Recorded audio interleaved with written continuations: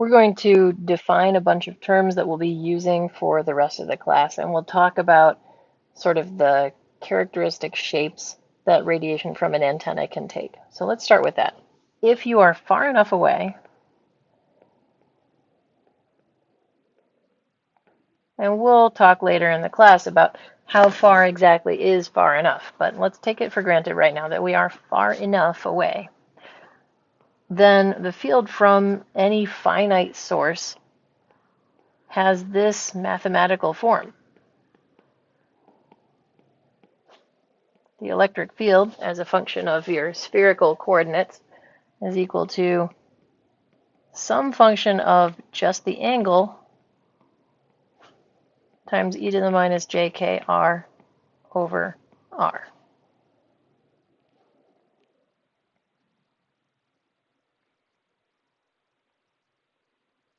Oh, and your spherical coordinate system is defined this way. So if we've got our regular Cartesian coordinate system, so that's x, that's y, that's z.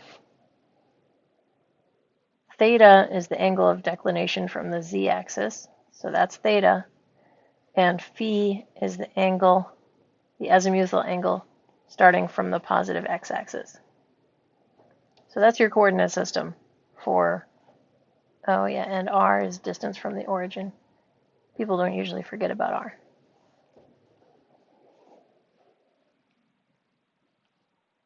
So if you're far enough away, your electric field has this form. Also, if you're far enough away, the phase fronts are approximately planar,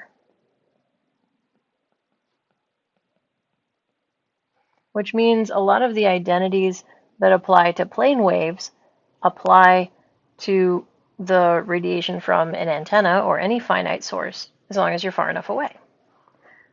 And that means that your magnetic field is 1 over eta, the intrinsic impedance of the medium, times the unit propagation vector crossed with the electric field.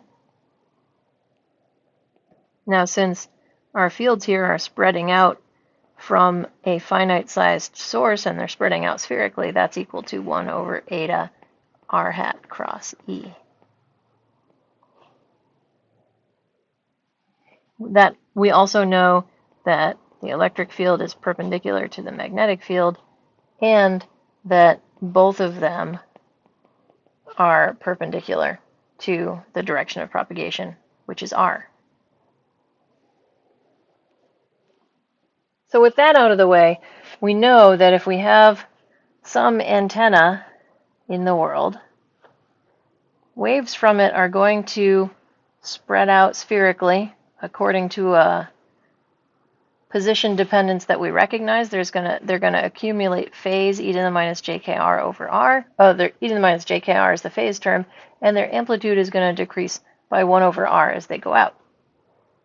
So let's start naming and defining some quantities. We can talk about the radiated power density,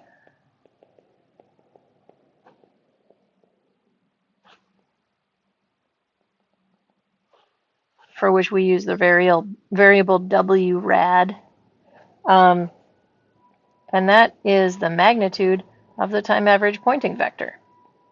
Now, your book uses W for the Poynting vector, but that's kind of unusual. It's usually S, so I'm going to stick with S. If you're confused, I don't mind if you use W as long as you make it clear that that's what you're doing. So that's the radiated power density. But because of this, that is going to be equal to the magnitude of the electric field squared over 2 eta because of this relationship with the magnetic field that we have here. And the Poynting vector is always r hat directed. Life is getting easier and easier. But this still has some r dependence in it, right? Because that is E naught of theta and phi squared over 2 eta r squared. Okay, so what's going on here? What if we wanted to just talk about the angle dependence of this thing? Because we already know what the r dependence is, so it's not really providing us with any new information. In that case, we define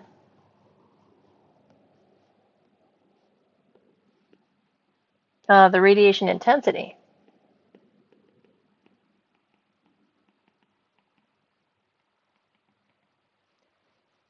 for which we use the variable u. That's a big U. And that's just equal to r squared times w rad.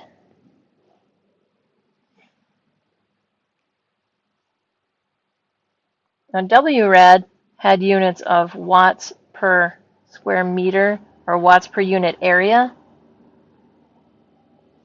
The dimensions of u are power per solid angle, so watts per solid angle.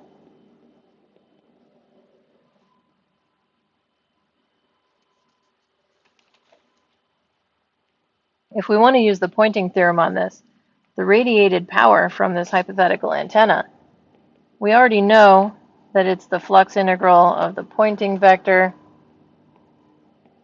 If we define the volume to be a sphere as s dot r hat dA over some sphere,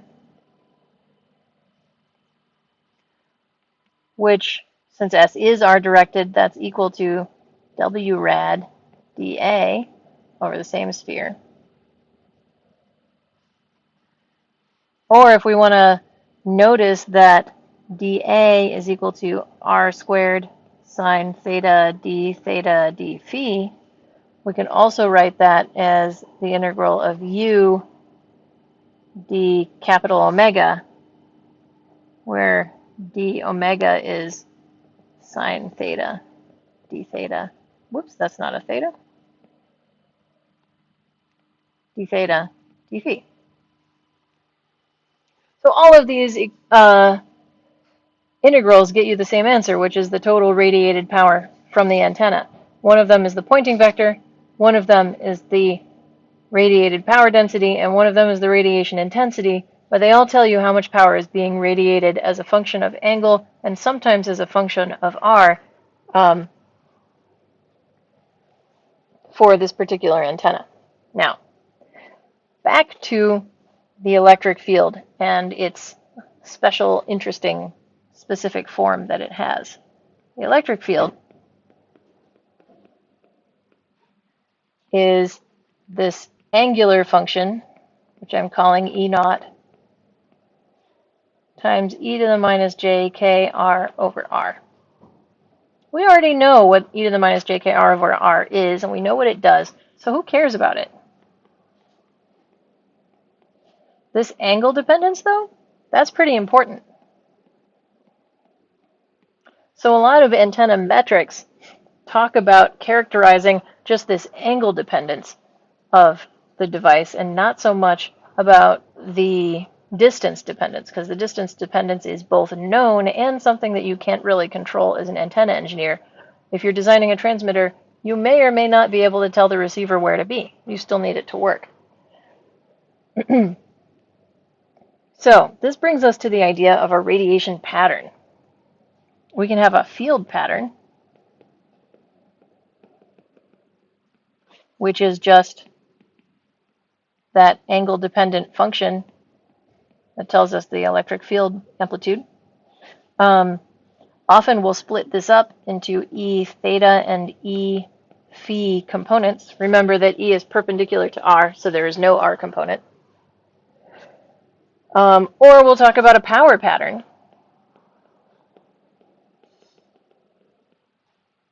which is just U for that, which is going to be E naught of theta and phi magnitude squared over 2 eta. We can also obviously split the power pattern up into theta and phi components. We would put E theta in here or E phi in here instead of the full E naught term. Now, how do radiation patterns look? Radiation patterns are a 3D thing, so it's a little bit hard to draw a picture of one, but usually when we graph them, we graph just a slice. So we'll take our sphere and take a slice of it, and then we will plot the amplitude of the field in dB, obviously, versus angle. So right now I'm drawing a slice. Let's say I'm drawing like the phi equals 0 slice, and this is theta equals 0 up here, theta equals 90 over here, theta equals 180 over here, in degrees, all of them. My radiation pattern will describe what is the primary direction that most of the energy goes and where does not very much energy go. So let me talk about some of the features of this radiation pattern. All of the bumps of this pattern are called lobes.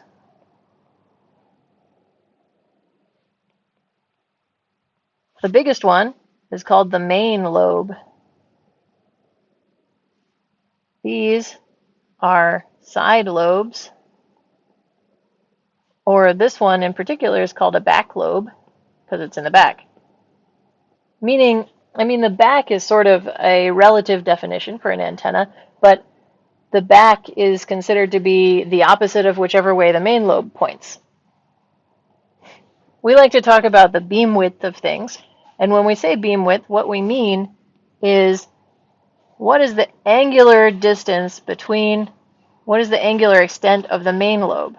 And we define that to be the places where the main lobe amplitude is 3 dB less than its maximum value. So that's minus 3 dB from max at both of these points.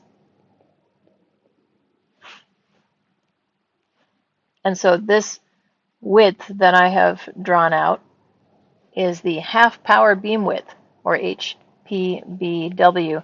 Nobody ever says HPBW, they always say half power beam width, but they'll write it this way. So there's some important features of a radiation pattern. Now I've told you that this radiation pattern is in dB, but I have also told you that dB are a relative term, they're a relative unit. They have to be relative to something, and I have not told you what this is relative to. Turns out you have some choices what your dB are relative to when you're talking about a radiation pattern. You could just have it be, you could just normalize your field to U max. So you would plot, your plot might be U of theta and phi divided by U max. But that's not very useful.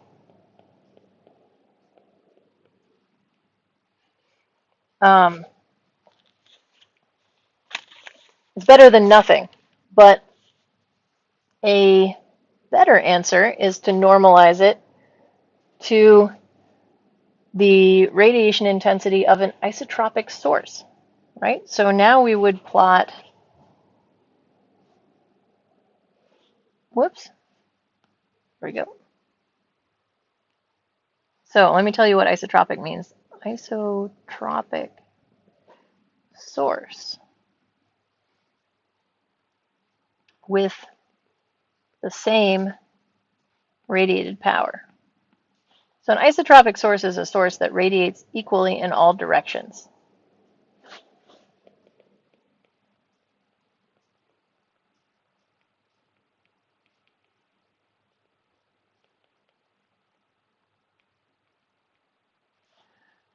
Which means that if you have an isotropic source with the same radiated power as the antenna that you are evaluating, that means that the radiation intensity from that isotropic source is equal to the average radiation intensity from your antenna, which is just equal to the radiated power total divided by the solid angle of a sphere.